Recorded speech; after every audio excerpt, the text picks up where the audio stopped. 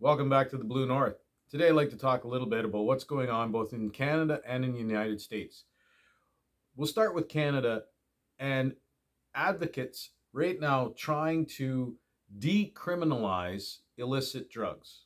Well, we already have catch and release basically, so decriminalizing drugs will just absolutely create more havoc than anything because people that are addicted to illicit drugs like opioids and fentanyl and that aren't going to all of a sudden have money.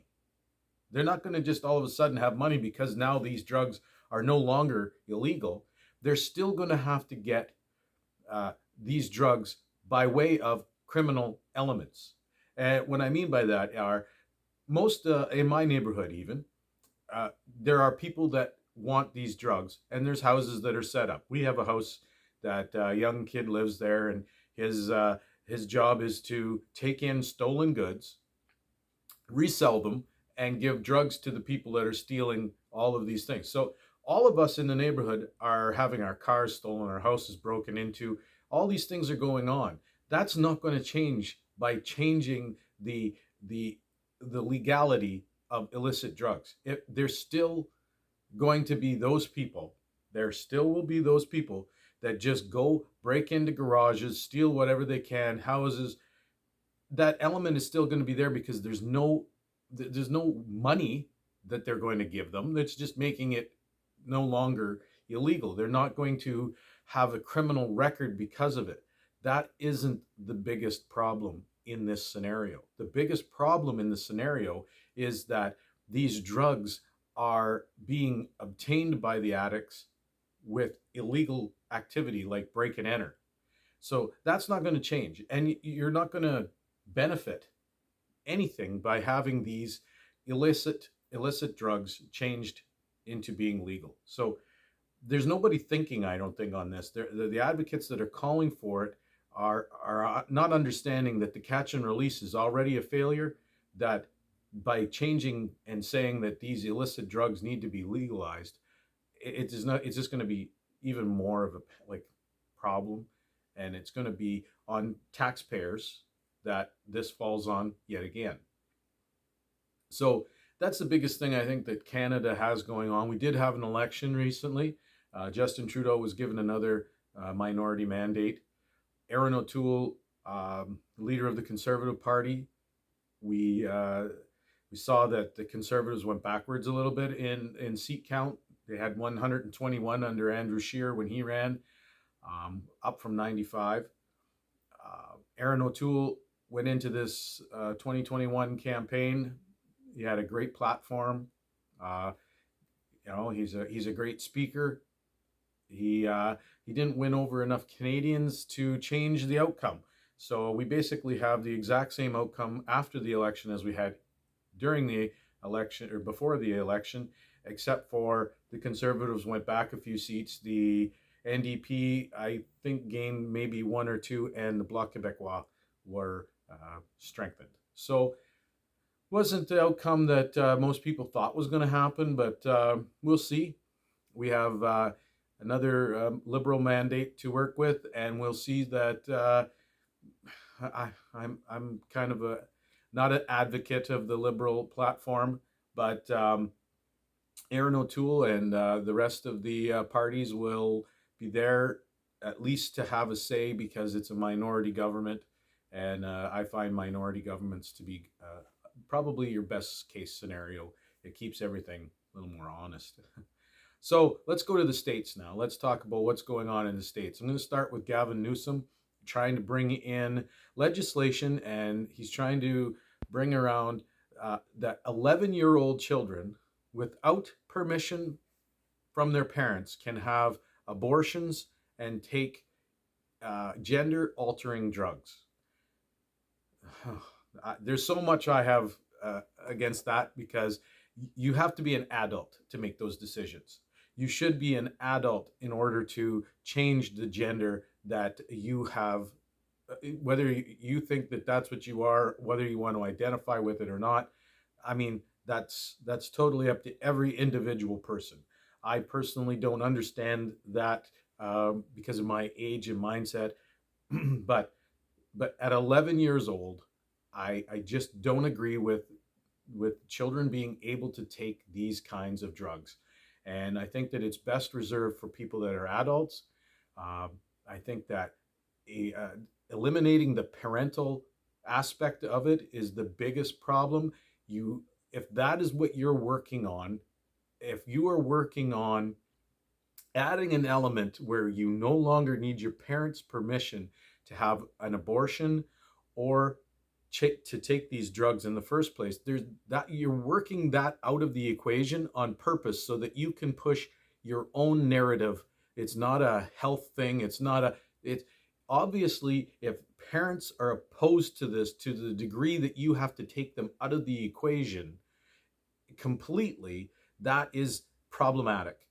You are trying to eliminate opposition or pushback to what you're trying to accomplish. And that is where I have the greatest fear, is that you know that parents are working against this or they're opposed to it. So you are eliminating that. Excuse me. You're eliminating that from the equation. And that's where I really have the biggest problem, because the parents of an 11-year-old are the legal guardian. They are the legal guardian of an 11-year-old, whether it's your own child, adopted child, whatever. Uh, you've been given guardianship. The 11-year-old is not an adult and has not any other ability. They can't vote, can't drive, they can't make decisions for themselves. They can't opt out of school, they can't opt out of anything. So if they don't have any other power, why are you working to give them the like this power over their own future health? Because if you're allowing them to take a gender altering drug or have abortions, you're really promoting them to even try these things, because they don't need a parent to tell them no, or there's no there's no check and balance there if you're taking the parent's voice out of these equations. So totally opposed to that. I really am disappointed. I think we're moving further away from our Christian faith. I think that we're moving further away from what built the United States and Canada. Uh, we're moving away from God's word. We're moving away further and further from common sense at times. So another thing going on in the United States, pretty big, Afghanistan withdrawal, complete sham. It was a complete disaster. Uh, so many lives affected, so many lives left behind. It's like a Bay of Pigs all over again, where people are left in harm's way. It just now the military leaders are testifying that they advised Biden not to pull out, to not do things the way that they happened. And the real contradiction of what the White House is saying: no, the military told me, or never told me. They said they never told me. Uh, Whereas we're finding out now that the military is saying, yeah, we did tell you, we did advise you not to do this. We were telling you that this is the outcome that was probably going to happen. So a lot, and Miley, I mean, he's kind of in trouble himself because he tried to usurp Trump's power, calling China. He's trying to defend that as well. So he's got kind of a double thing going on. Um, but I think we're in a disastrous point where our leaders and our president, aren't on the same page. Um, not just Biden, but Trump. If you're calling as a general, if you're calling China and saying, "Hey, don't worry, I'm going to totally let you know if we are attacking you," that's a problem. Like, that's a huge problem. Like, that's treason. I mean, how could it not be treason? How would calling a country that you are, any country, doesn't matter. It could be a friendly country, it could be a non-friendly country, it doesn't matter. You're calling another country as a military leader of the United States and telling them, "Don't worry. If we're attacking you, I'll let you know." Well, don't you think that that's maybe problematic? Doesn't matter if you're usurping Trump's power, Biden's power. You're being treasonous by calling a country and telling them, "Hey, don't worry. I'll let you know if we're planning any kind of attack or anything. Did anybody call the United States and tell them when they were going to bomb Pearl Harbor? No, because then it wouldn't have happened, right? You would have lost that that that surprise attack, that element. But I guess Miley doesn't understand that, so he's thinking, well, don't it's not usurping my power. I'm not trying to usurp Trump and everything else. I was just simply calling the enemy and telling them that I'll let them know if we're attacking them. So yeah, I hope he loses his job over that. Um, but not only that, you have the part now that they they actually informed Biden, and Biden chose not to do it. So this just showcases more of the failure of Biden and his administration. Harris is completely gone. I don't know if she's still in power. She did kind of pop up there. There was a school, and one of the students was telling her how they think Israel's carrying out a genocide. And as the student is talking, she's nodding her head in support. But I mean, I'm not defending Harris, but sometimes when we're taking in information, we do that. We'll be like, okay. And if you're making a point and you're trying to make your point fairly clear, the person listening should really be like, okay. So maybe I'm not defending Harris, but maybe Harris was just taking it in this particular case. But the fact that Harris has not showed up at the border, has not done anything about the border, has not really done anything, showcasing the fact that she is the least popular vice since, I mean, the 70s, maybe even more. There's a real problem with Biden and Harris. One's missing in action and the other one's just a disaster. Biden is a complete disaster. And now let's get to the border. So under a bridge, 12,000 illegal immigrants living, going to release 10,000 of them. Well, that's just going to fill back up again because that's how much of a surge is at the border. So how many times are we going to fill up this bridge, underneath this bridge, and then release them? So this is the problem. They're unvaxxed, undocumented, unvetted, and they're just going to be released because they don't want to deal with the fact that this border wall, should have been built, needs to be built, and will be built eventually because it's the only answer to this problem. So the overflow facility that once was coined the kids in cages and the concentration camp, well, it's overflowing. Like it's never been overflowing. Not to this level. So now Biden and Harris are not addressing that. We're just going to start releasing tens of thousands of illegals into the country, and we're just going to continuously fill up the bridge because they're not stopping. They're coming. So the border decided, and Texas, they decided they were going to take things into their own hands. With these Haitian people coming over and coming in, the migrants coming in. Now, what would they tried using horses, and they were actually getting some success with this. So the horses and the border patrol were confronting the Haitian migrants, and they were rounding them up, and they were reaching over and grabbing them by the shirt, and they had the advantage, and they were kind of quelling them, at least quelling them into an area, right? The left, the media, the Democrats all went on a narrative, oh, they're whipping them, they're strapping them, and they had no proof. The photographer even was like, no, I didn't witness any of that. Oh no, they're strapping them, they're whipping them. And Biden went as far as to say that he was going to make sure that they were punished, that they actually were he was going to address that part of the border crisis.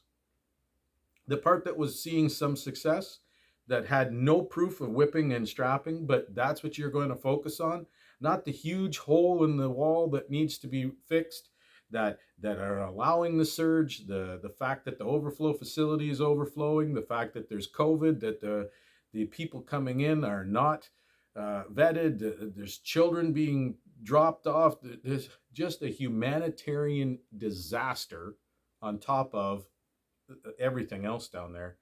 And you're going to focus on the border guards that were actually getting some success, and that's what you're going to focus on and make them the evil element of this, not you and Harris for ignoring it, not the policy that's created the surge, not any of that, but the border guards and the horses, because that is the part that you are just so fed up with. Well, shame on you, Biden. This is just a further escalation of your failure. This is just further proof that you are way in over your head. So um, then you have, there's so many things that are going on with this $3.5 trillion stimulus package that Pelosi is trying her best to jam through. This is American taxpayer money. Then you should look into where it's going. It is a leftist agenda that is being funded, and it is going to forever change the American platform. It's going to forever change what America stands for. They are putting money into so many left-leaning policies and procedures, and you should, as a taxpayer in the United States, you should know where every cent is going. And if you look into this $3.5 trillion stimulus package or bill, it's wasted money. I mean, a tremendous amount of wasted money. And it's I hope it doesn't pass. I hope it meets total opposition from both sides, because hopefully people are going to realize that this is I mean, when people start seeing where this money is going, there's going to be some accountability, hopefully. So these are some of the things that we're watching here on the Blue North. Hit that subscribe button and stay tuned in to the Blue North.